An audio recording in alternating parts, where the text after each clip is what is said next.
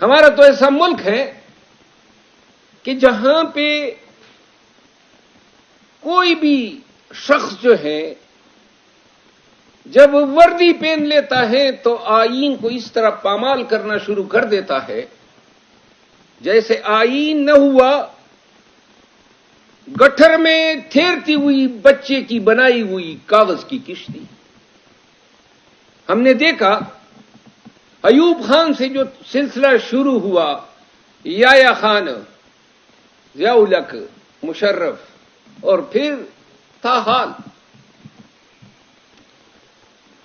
اس دوران ہمارے سامنے ایک اور بھی ایک واقعہ ہوتا ہے کہ جب ضیاء الحق آتا ہے تو اپنے اقتدار کو دوام دینے کے لیے ذوالفقار علی بھٹو مرحوم کو سپریم کورٹ کے ذریعے پھانسی پہ چڑھا دیتا ہے.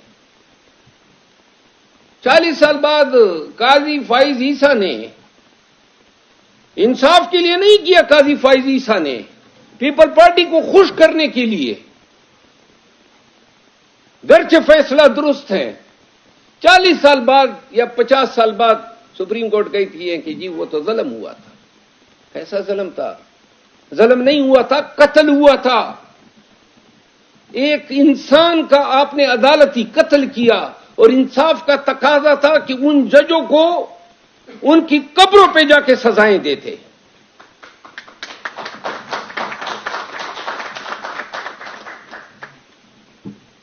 یہ انصاف کا تقاضا تھا. مشرف کو پھانسی کا آرڈر تو ہو گیا، مکافات عمل ہیں، اور جس نے اس فیصلے کو اڑایا وہی تھے نا. نہیں، وہ سپریم کورٹ میں جو جج صاحب جو ڈسگریس ہو کے چلے گئے، مظاہر علی اکبر نقوی، انہوں نے ڈکلیئر کیا کہ اب سرے سے وہ میکینزم ہی لیگل ہے جس کے تحت مشرف کو پھانسی کی سزا دی گئی. حالت کیا ہوئی اس جج صاحب کی؟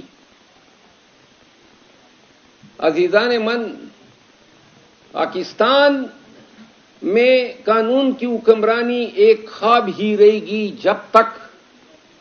جب تک ماضی میں جس نے قانون اور آئین کو توڑا ہے ان سب کو، چاہے زندہ ہے یا مردہ ہے، قانون کے مطابق سزا نہ دی جائے.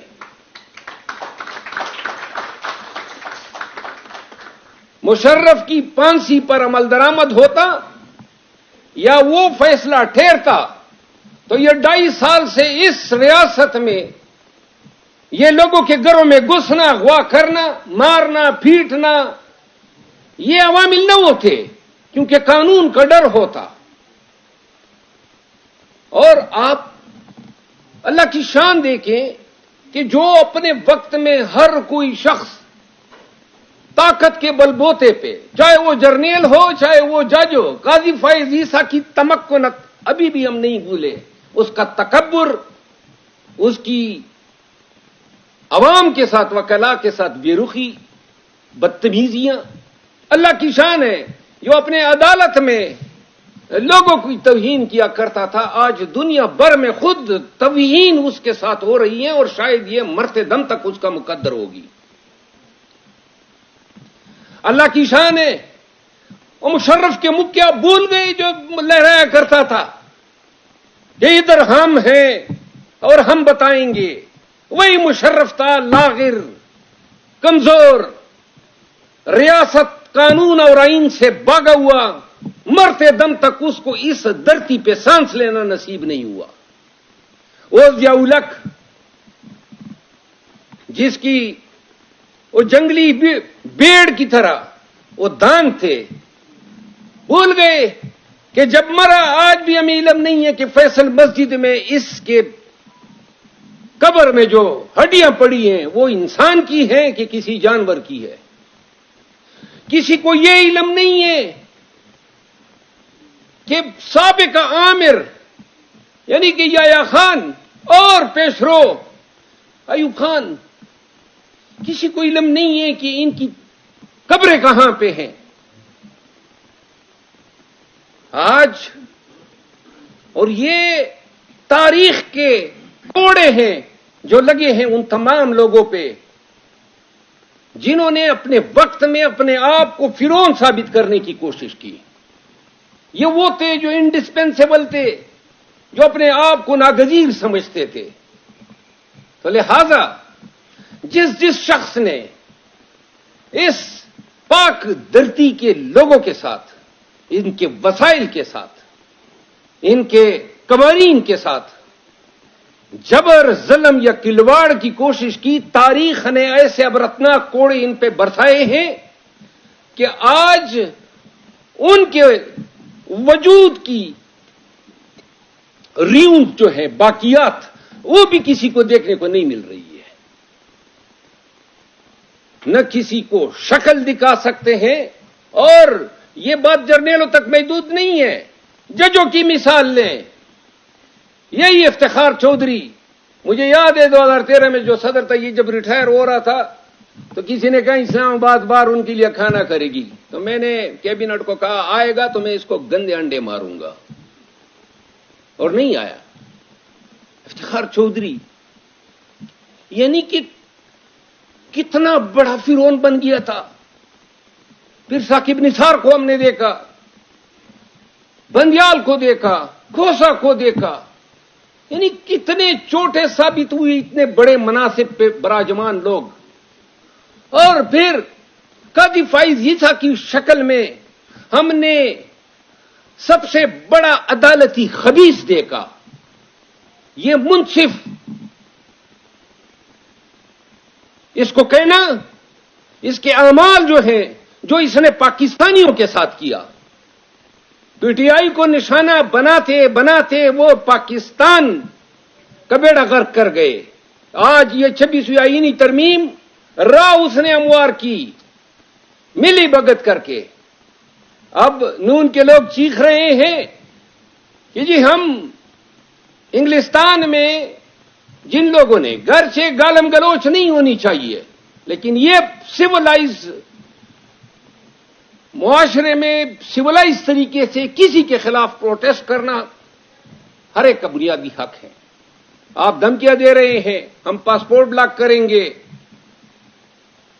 ہم ہیں نا، آپ بلاک کریں ہم کھلوائیں گے، جس چیز کا آپ بلاک کریں گے ہم کھلوائیں گے. اور سب کو یہ یاد رکھا جانا چاہیے جو آج مناصب پہ براجمان ہیں. جس طرح وہ باجوہ کی فرانس میں شاید ویڈیو آئی تھی جب اس کو پڑھ رہی تھی گالیاں، اور یہ فائز عیسیٰ کو یہ درس لیں. پاکستان کے قوانین کے ساتھ، پاکستان میں قانون کی حکمرانی کے ساتھ جو کھیلے گا عوام نے معاف نہیں کرنا ہے. تو لہذا پاکستان سموگ کا شکار، سموگ کھا رہا ہے. ابھی یہ سموگ پہلے لاہور تک محدود تھا، اب تو یہ پشاور تک پہنچ گیا ہے، اور آنے والے دنوں میں ہم اسلام آباد کے لوگ بھی اس سے محفوظ نہیں ہوں گے. پھر ماحولیاتی تبدیلیاں جو ہیں وہ آنے والے 3 سالوں میں تباہ کن ہیں. اب ہم کرپشن سے کرنے سے ہمیں فرصت ہی نہیں ہے. سیاسی مقاصد کے حصول کے لیے لوگوں کے مار پیٹ اور اغوا کیے جانے سے ہمیں فرصت ہی نہیں ہے. ہمارے پاس وقت ہی نہیں ہے کہ ہم مستونگ میں جو بچیاں ماری گئی اور جو کوئٹہ میں جو ہیں 24-25 لوگ شہید ہوئے خودکش حملے میں، ہمارے پاس ان کاموں کے لیے وقت نہیں ہے. خیبر پختونخوا کے بارڈر ایریاز پریکٹیکلی جو ہیں قانون کی حکمرانی سے نکل چکے ہیں، وہاں بندوق کے زور پہ فیصلے ہو رہے ہیں. ہمارے پاس وقت نہیں ہے ان چیزوں کے لیے. ہمارے پاس وقت ہے صحافیوں کو ان کا آواز مزل کرنے میں، ان کو نوکریوں سے نکلوانے میں، ان کو اغوا کرنے میں، سیاستدانوں کی لائلٹیز وفاداریاں تبدیل کروانے میں، وکلا کو دھمکیاں دینے میں. اور پاکستانیوں، ایک واحد چیز جس نے پاکستان میں غنڈوں کے راج کو قائم کیا ہے وہ خوف ہے. اس خوف کے بلبوتے پہ 25 کروڑ عوام جو ہیں ان کو زنخوں کی سٹیٹس تک محدود کر دیا ہے. ایک ہی تو زندگی ہے ہمارے آباء و اجداد نے بھی گزاری نا, لاکھوں سال کی تاریخ ہم پڑھتے ہیں. تو جب یہ ایک زندگی ہم نے ڈر ڈر کے اور خوف سے اور سسک کے گزارنی ہے, تو جو تاریخ میں جن لوگوں نے نام رقم کیا ہے, کیوں کر ہم نہیں دے سکتے ہیں؟ نیگورو کاراباخ کی تاریخ پڑھیں, عراق کی تاریخ پڑھیں, ترکوں کی تاریخ پڑھیں, رومنوں کی تاریخ پڑھیں. ماضی میں زیادہ نہ جائیں, کیوبا کی تاریخ پڑھیں, چی گویرا کو پڑھیں, فیڈل کاسٹرو کو پڑھیں, صدام حسین کو پڑھیں. اب اثر مثال دیتا ہوں, ایران کو دیکھ لیں. پرسوں خبر چل رہی تھی کہ پاکستان کے اثاثے جو ہیں وہ 2 مہینوں کے امپورٹ کو جو ہے ہم افورڈ کر سکتے ہیں. 2 مہینے. ایران جو ہے سن 1979 سے 1979 جب خمینی کا انقلاب آیا آج تک دنیا کے سینکشنز کو بھگت رہا ہے. نہ دوائیاں اس کے پاس جاتی ہیں, نہ کوئی تجارت کر سکتا ہے, نہ کوئی ان کا پیٹرول خرید سکتا ہے. کیا قوم ہے, ڈٹی ہوئی ہے, 50 سال سے زائد گزار لیے. اب ان کا سیمنٹ, ان کا سریا, ان کا پیٹرول, ان کی دوائیاں پاکستان میں اسمگل ہو کے آتی ہے, اور قیمت جو ہے کوالٹی میں بہتر, اور قیمت پاکستان کے سریے اور پاکستان کی سیمنٹ سے سستی. کیا قوم ہے؟ قومیں تو ایسی بنتی ہے. ہمارے ہاں 10 سپاہی لاٹھیاں اٹھائے آتے ہیں اور ایک اژدہا میں لوگوں کا بھاگ رہا ہے, بھاگو بھاگو. او بھائی کوئی اسرائیل ہے؟ اگر تمہارا حق کسی نے مارا ہے اور تمہارے حق پہ بیٹھا ہوا ہے تو جاؤ, ڈٹ جاؤ, کڑے ہو جاؤ. یہی ہمیں ہمارے دین نے سکھایا ہے, یہ ہمارے رسول مصطفیٰ نے ہمیں بتایا ہے, یہ ہمارے والدین نے بتایا, یہ ہماری مذہب کی تائید ہے. کیا خدا کی ذات کی منکر نہیں ہوتے ہم, جہاں ہم خوف اور ڈر کے مارے کسی کے آگے اپنا حق سرنڈر کرتے ہیں؟ تو لہذا قانون کی حکمرانی آپ کی زندگی کے تمام شعبے جو ہیں اس سے متعلقہ ہے, اور دنیا میں شاید ہی کسی قوم کو اتنی زیادہ ضرورت ہے آج کل جتنا پاکستان کو قانون کی حکمرانی درکار ہے. تمام معاشروں میں قانون کی حکمرانی کو امپلیمنٹ کیا جاتا ہے عدلیہ کے ذریعے. تو لہذا جدید تہذیب میں آزاد عدلیہ جو ہے وہ معاشروں کا ایک مطلق العنان حق ہے جس پہ کوئی کمپرومائز نہیں ہو سکتا. آپ نے 26ویں آئینی ترمیم بنائی کیا کہ جناب علی 3 سینئر موسٹ جج جو ہیں ان میں سے جو بھی حکومت کو پسند ہوگا وہ چیف جسٹس بنے گا. یعنی کہ جو 3 سینئر موسٹ ہیں تینوں آپ کوشش کریں گے کہ حکومت کو ناراض نہیں کرنا ہے تاکہ کوئی ان میں سے چیف جسٹس بن جائے. یعنی آپ نے عدلیہ کی آزادی کو کمپرومائز کر دیا.